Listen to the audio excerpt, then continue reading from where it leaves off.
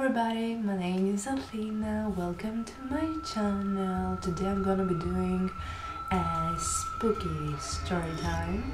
I'm gonna be sharing with you all a story that is not mine and that I found on Reddit, on the subreddit called No Sleep, and I really loved this story and I wanted to share with you.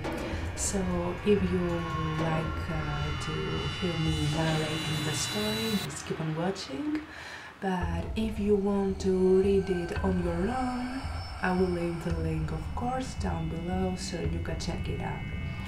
And let's get right into the story. The story is called A Package Marked Return to Sender. So, my neighbor is one of those annoying wannabe YouTube personalities. Over the years, I've seen him cough out cinnamon, lay flat on the hood of his car as he slowly creeps down the driveway, and douse himself in lukewarm water, all the while screaming epic win, epic fail, or fuck, epic maintenance of the status quo. For all I know, it can get tiring to watch him go about his shenanigans in the pursuit of viral fame. When he knocked on my door the other day, told me he was going away for a few weeks, and asked me that I get his email, honestly, it was a relief. I can't explain the peace of mind I had knowing I didn't have to brace myself for any of his stupidity for a while. I was always afraid his stance would wind up bleeding over into my life. Things were pretty normal for the first couple of days. He received a few bills, a bit of spam, and what I could only assume was a birthday card. Then, one evening, I got home to find a cardboard box waiting on his front porch. In big red letters was written, "Return to Sender." I'm no small fry, but I admit I had trouble lifting the box on my own. It was really freaking heavy. Lugging it across the road to my house was even harder, and I quickly realized there was no way I was going to drag it up the stairs and through my front door. I decided I'd leave his package in my garage. It wasn't like I kept my car in there. The garage door was a piece of shit that I refused to open without a good thug and a whack. It was less trouble just leaving the car in the driveway than it was to fight with a garage door every morning and night. In hindsight, I should have set the package down while I struggled to open the tricky door. But you know how it is when you've got a good trip on something, no point in setting it down if you don't have to. It was as I kicked the door for a third time that I lost my grip on the package and it fell to the ground. I heard a light crack inside. Shit, I cursed.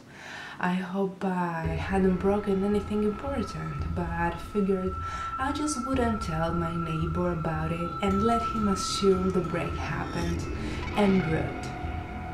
Hands-free, I finally managed to get the garage door unstuck, and boy, did it screech in protest as it rolled up and over me. I dragged the box the rest of the way, setting it in the corner for whenever my neighbor would come to claim it. And then I forgot about it, until a few days passed, that is. I'm not sure exactly how long it took for the smell to waft in from the crack under the garage to house door, but it came in slow progression.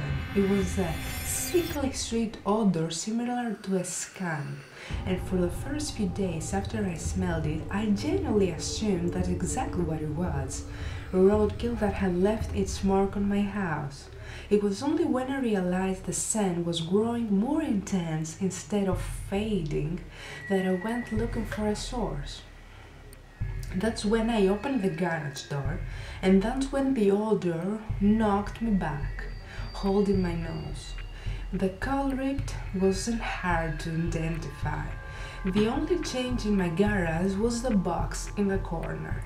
I remember thinking it must have been one of those meat-of-the-month subscription boxes. The meat must have gone rancid from being left out of the fridge for so long. How much meat could have been in there for the box to have been so large and heavy? An entire freaking cow? I covered my nose as I as I approached the box, a pair of scissors in my hand. I probably wouldn't have needed them to open it, as it had become soggy enough at the bottom to poke through with a finger. But I wasn't about to poke my finger into spoiled meat juices. That soggy bottom was the reason I had to open the box in the first place. If I tried to drag it out whole, everything would spill onto the floor. I was going to have to dump the pieces of meat one garbage bag at a time and take them down to the dumpster, a process I wasn't looking forward to. My scissors tore through the tape along the top of the cardboard box. I thought the smell couldn't get any worse, but as I flipped the flaps open, I discovered a whole new gamut of stink. It was like opening a burning oven, but instead of a heat wave, I was met with waves of piss, sweat, shit, and putrefaction. It was so bad that I staggered back and had to force down the puke begging to guzzle out of me. I don't think I could have handled that scent mingling with the horrors coming out of the box. I'm not ashamed to admit I ran out the door for a breath of fresh air, but in the short time I'd spent in the garage, the smell had become so ingrained in the fabric of my clothes that it clung to me like a shadow. Nothing I tried could keep the smell out of my nostrils. Not air fresheners, not face masks, not 3 showers and a change of clothes. Every second that box lay open in my garage was another second the smell was allowed a foothold into my home. I had to bite the bullet. I returned to the garage, the flaps of the box still open as though inviting me to look. I was prepared, a cloth pinning my nostrils shut, a garbage bag in one hand, the strongest cleaner I could find in the other, and long rubber gloves to keep my skin from having to touch what was inside. But, as it turns out, I needed none of those things. I wouldn't have to touch or clean the contents of that box. I would only have to suffer the nightmares every night. You see, there was meat in that box. But it didn't come from a cow or a pig. No, it was worse than that. It was my neighbor, still in one piece, but dead. I called the cops and naturally they took me in for interrogation. It's kind of hard not to suspect the man with the corpse in his garage. After all, thankfully they soon realized I wasn't involved. My DNA might have been all over the box. The smell might have left a mark throughout my house, but there was one piece of irrefutable evidence in my neighbor's own hands that proved my innocence, a vlogging camera. They showed me the footage, only one. My neighbor was sitting in the box outside of a shipping facility, laughing as he told the world how he was going to mail himself across state lines. He'd brought pee bottles, food, a pillow, and a few flashlights. His friend, a guy I'd seen at his place several times to help with his plans, closed the lid and presumably dropped him off for shipment. Throughout the next couple of hours or days, I'm honestly not sure, my neighbor recorded a few short clips about his progress. I think I'm in a truck now. I can feel it moving. Must be in a warehouse.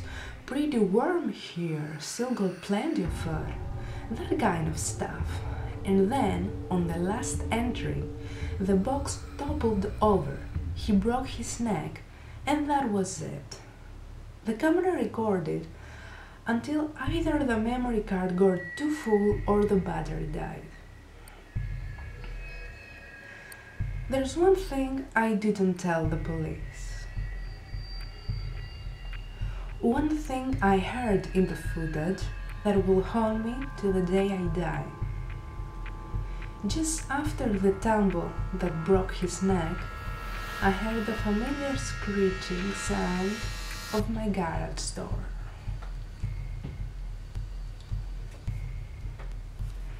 So that is the story, guys. I thought it was really great. It contains a YouTuber that wants fame, and yeah, I think it's a great story.